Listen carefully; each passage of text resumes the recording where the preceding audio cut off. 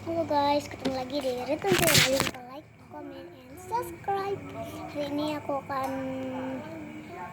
menganukan cara membuat squishy.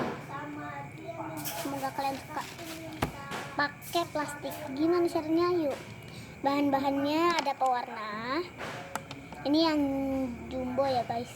Yang kedua ada pensil, gunting, sama ini double tip.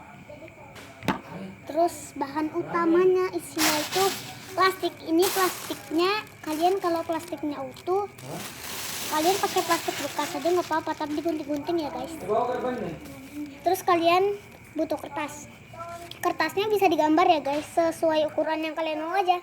Aku segini aja ya. Nah habis itu selotipnya harus dianuin supaya kayak mana kakak, gini-gini ya. Sini ya. Aduh salah bang, ada toy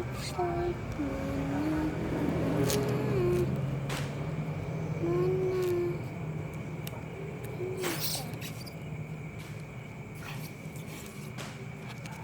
oke. Kalau atasnya itu kayak gini, sobek kayak gini, nih diginiin ya guys, tuh terus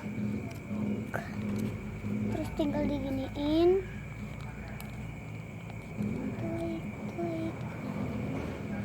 nih oke.